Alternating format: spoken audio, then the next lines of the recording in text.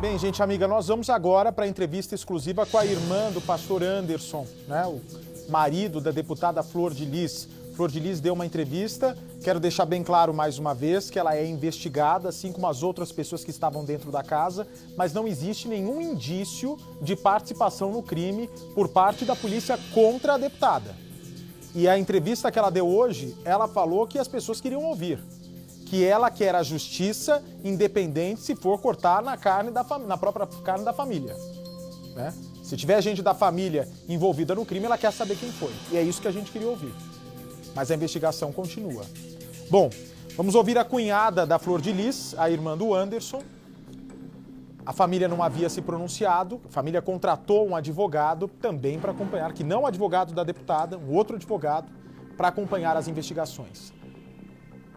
Acompanhe comigo a primeira parte da entrevista. Ela, porque não tenho prova ainda contra ela e não sou ninguém para ajudar ela. Então eu espero as investigações, porque se ela tiver alguma coisa na morte do meu irmão, vai vir à tona. E muitas coisas vai cair. Claro, mas assim, o seu coração de irmã, achismo, você acha que a Flor de Lis, a deputada Flor de Lis, ela pode estar por trás do assassinato como mandante? Não posso afirmar. Para não poder me prejudicar para frente e nem eu prejudicar ela. Entendeu? Então, eu espero as investigações da polícia. Entendi. Para depois eu ter a minha certeza. Para poder eu realmente chegar e falar. Caminhar todas as palavras, mas no momento não acuso ninguém. Só, a única coisa que eu acuso, que se o filho dela, Flávio dos Santos, realmente fez isso, que ele assuma, ele entrega tudo. Por quê? Meu irmão já tá morto. E o que eles querem com isso? Matou meu irmão porque por causa de dinheiro? Vingança? Traição não foi.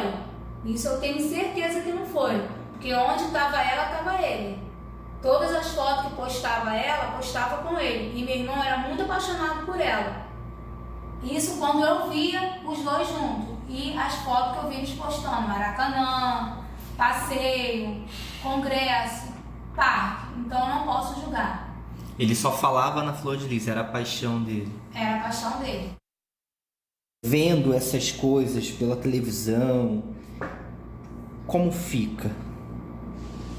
Eu fico triste, fico mais chateada pela minha mãe, que ela já é uma senhora de idade, tem 65 anos, meu pai tem 79 anos.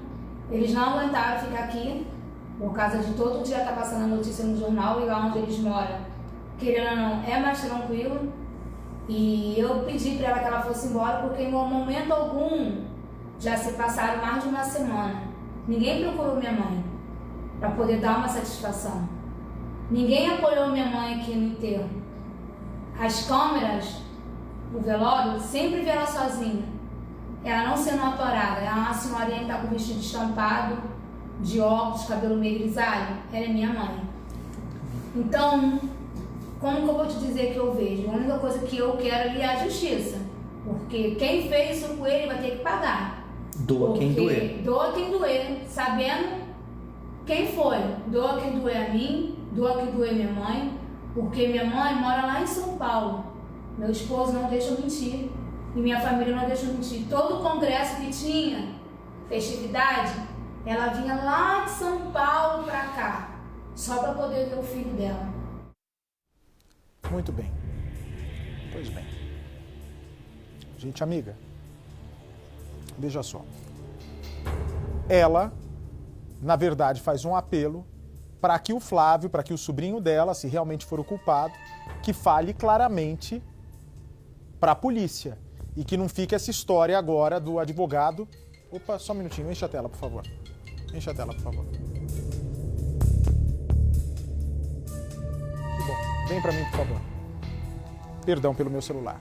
Aí o que acontece? Ela quer que o sobrinho fale com todas as letras se fez ou não fez o crime. Que não fique jogando nas costas da polícia uma conta que não é dela. Porque você acusar a polícia de estar querendo aparecer, de prejudicar a deputada politicamente, essa história não vai colar.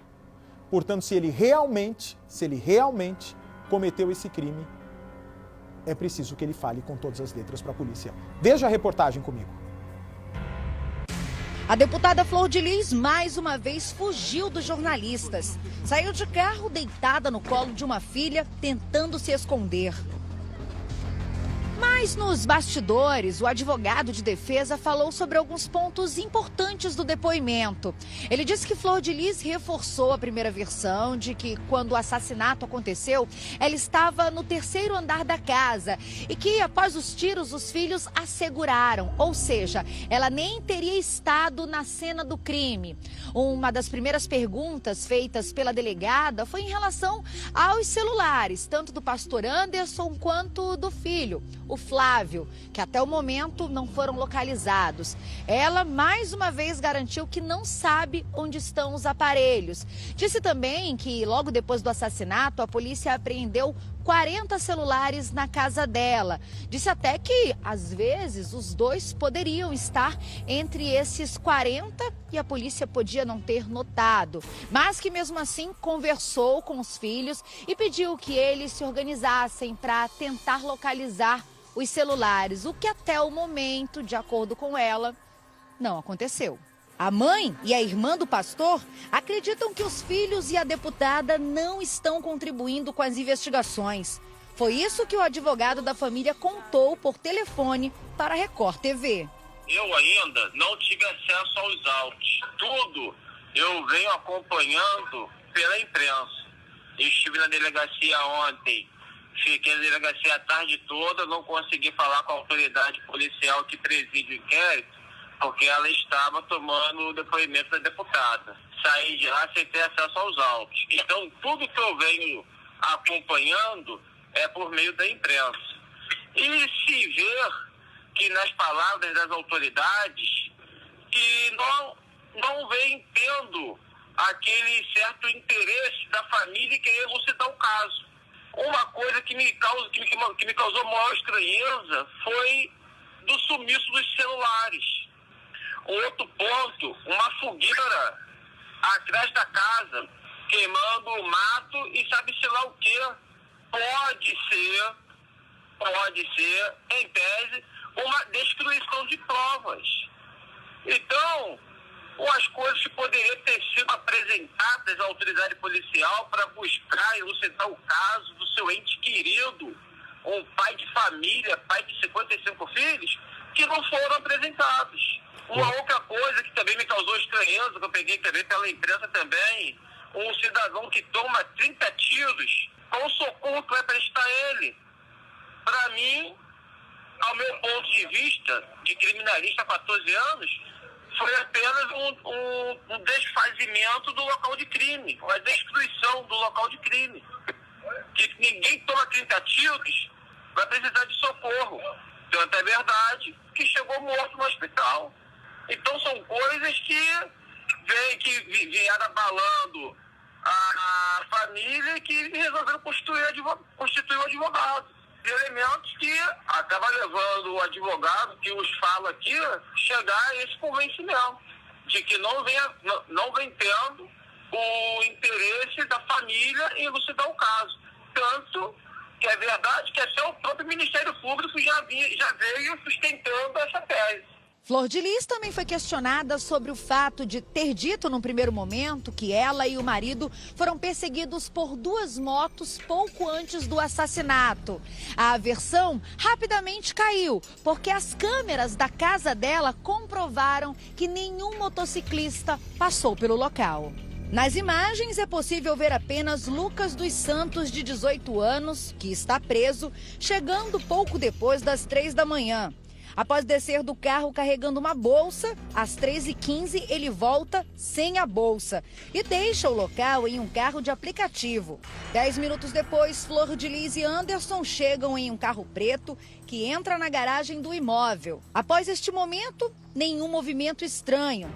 A próxima imagem já é de Flávio dos Santos, que, segundo a polícia, confessou o crime. Ele aparece correndo. Neste momento, Anderson já tinha sido assassinado.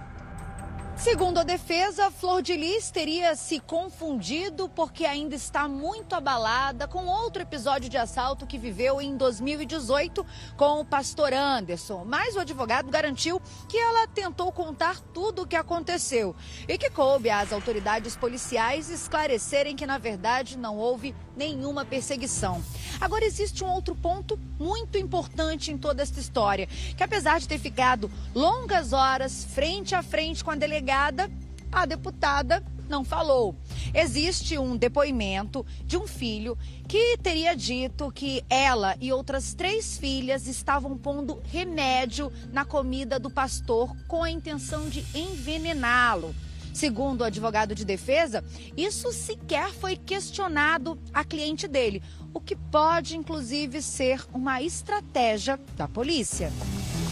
Enquanto isso, Flávio e Lucas continuam presos. Eles devem ser transferidos ainda hoje para o presídio de Benfica, na zona norte do Rio de Janeiro. Os advogados alegaram que a Delegacia de Homicídios de Niterói, onde estavam, não oferece condições mínimas. Nossa exigência aqui hoje, além de ter acesso ao inquérito policial, ao procedimento, é requerer também a transferência deles para uma unidade prisional compatível. Porque até mesmo porque aqui dentro está numa condição insalubre, ferindo o que a gente costuma defender muito, é o princípio da dignidade da pessoa humana. Infelizmente, a gente sabe quais são as condições daqui. Quais são as condições aqui? Insalubres. Precária. Sem vasos sanitários, sem alimentação adequada, não condigna, né? Com a pessoa humana. Durante uma entrevista ao vivo para o Cidade Alerta, os advogados garantiram que vão questionar a confissão do Flávio, que, segundo a polícia, afirmou ter atirado 6 vezes contra o padrasto. Só queria entender melhor esse questionamento que o senhor fez em relação à confissão do Flávio. Afinal, ele confessou ou não? Nós não tivemos acesso ao processo, então não posso nem dizer. Eu fiquei sabendo pela imprensa, né? Pelo processo, né? O que não está no processo não está no mundo. É um jargão jurídico, né? Então eu tenho que olhar o que está no inquérito. O que está no inquérito é o que vale. Então nós precisamos ter acesso para poder falar melhor. E o que o seu cliente falou para o senhor? Ele disse que ele confessou? É inocente, não existe confissão.